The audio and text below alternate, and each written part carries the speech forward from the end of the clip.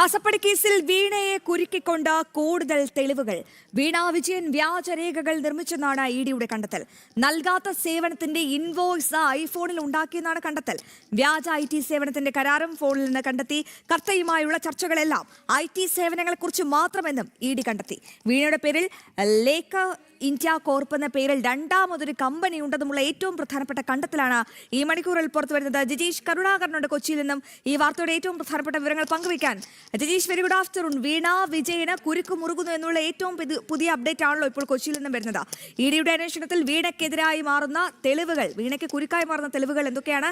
ഏറ്റവും ഒടുവിൽ അന്വേഷണ സംഘം എന്ത് നിഗമനത്തിലാണ് എത്തിയതൊപ്പം ഈ കർത്തയുടെ മൊഴി അത് എങ്ങനെയാണ് വീണയ്ക്കും പിണറായിക്കും കുരുക്കായി മാറുന്നത്? ജിജീഷ്.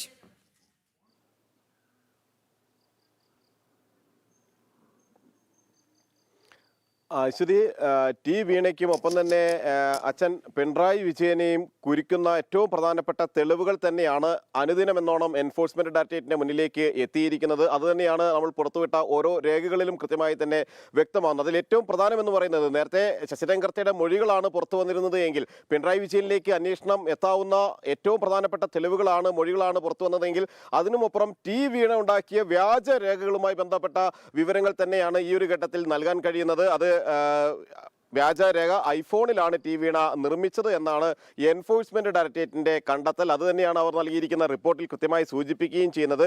നൽകാത്ത സേവനത്തിന്റെ ഇൻവോയ്സ് നിർമ്മിച്ചത് ഐഫോൺ പ്രോ മാക്സിലായിരുന്നു ടി വീണ അത് നിർമ്മിച്ചെടുത്തത്. അതായത് പ്രത്യേക കമ്പനികളൊന്നും തന്നെ ടി വീണയ്ക്ക് ഉണ്ടായിരുന്നില്ല. ഈ എക്സാലോജിക് എന്ന കമ്പനി തന്നെ ഒരു തട്ടിപ്പ് കമ്പനിയായിരുന്നു. ഒരു ഓഫീസ് പോലും ഇല്ലാതെ ബാംഗ്ലൂരിൽ പ്രവർത്തിക്കുന്നു എന്ന് അവകാശപ്പെട്ടിരുന്ന ഒരു കമ്പനിയായിരുന്നു. അതുകൊണ്ട് തന്നെ ടി വീണ സ്വന്തം മൊബൈൽ ഫോണിൽ കുത്തിക്കുറിച്ച് തയ്യാറാക്കിയെടുത്ത ചില ഇൻവോയ്സുകൾക്കപ്പുറം അതാണ് പ്രധാനമായും ഈ സാമ്പത്തിക ഇടപാടുകളെല്ലാം നിയന്ത്രിച്ചിരുന്നതും വീണയ്ക്ക് പണം എത്തിയിരുന്നതും എല്ലാം തന്നെ ഈ ഇൻവോയ്സുകളുടെ അടിസ്ഥാനത്തിലായിരുന്നു. അങ്ങനെ ഐഫോൺ പ്രോ മാക്സിലാണ് ഇത് നിർമ്മിച്ചത് എന്നതിന്റെ വിവരങ്ങൾ ഇപ്പോൾ എൻഫോഴ്സ്മെന്റ് ഡയറക്ടറേറ്റിന് ലഭിച്ചിരിക്കുകയാണ്. കർത്തയുമായുള്ള ഇമെയിൽ ഇടപാടുകളും ഈ ഐഫോണിൽ തന്നെയായിരുന്നു. ശശിധരൻ കർത്തയുമായി മറ്റ് ഇമെയിൽ സന്ദേശങ്ങളോ കൈമാറ്റങ്ങളോ ഉണ്ടായിരുന്നില്ല എന്ന കാര്യം പ്രധാനമായും അവർ സൂചിപ്പിച്ചിരുന്നു. ടി വീണയുടെ മൊഴിയിലും അത് ഉണ്ടായിരുന്നു. അതിനുമപ്പുറം ഈ മൊബൈൽ ഫോൺ വഴിയായിരുന്നു ഇമെയിൽ സന്ദേശങ്ങളെല്ലാം തന്നെ കൈമാറിയിരുന്നത്. മറ്റ് ലാപ്ടോപ്പുകളോ കമ്പ്യൂട്ടറുകളോ അതിന് ഉപയോഗിച്ചിരുന്നില്ല എന്ന കാര്യം കൂടി ടി വീണ എൻഫോഴ്സ്മെന്റ് ഡയറക്ടറേറ്റിന് നൽകിയ മൊഴിയിൽ പറയുന്നുണ്ട്.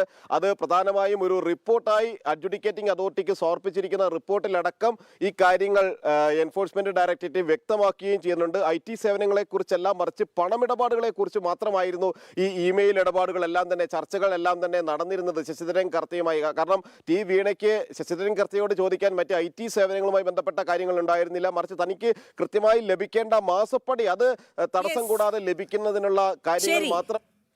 ജിജീഷ്, വിവരങ്ങൾ വ്യക്തമാണ്. മാസപ്പടി കേസിൽ വീണയെ കുരുക്കിക്കൊണ്ട് കൂടുതൽ തെളിവുകൾ പുറത്തു വരുന്ന ഒരു ഘട്ടം കൂടിയാണ്. വീണ വിജയനൊക്കെ വ്യാജരേഖകൾ നിർമ്മിച്ചത് സ്വന്തം ഐഫോണിൽ തന്നെയാണ്, ഇൻവോയ്സ് ഐഫോണിൽ ഉണ്ടാക്കിയെന്നുള്ള ഏറ്റവും പ്രധാനപ്പെട്ട കണ്ടെത്തൽ വരുമ്പോൾ വീണയ്ക്ക് കുരുക്ക് മുറുകുകയാണെന്നുള്ള ഏറ്റവും പ്രധാനപ്പെട്ട അപ്ഡേറ്റ് ആണ് കൊച്ചിയിൽ നിന്നും ജിജീഷ് കരുണാകരൻ പങ്കുവച്ചത്.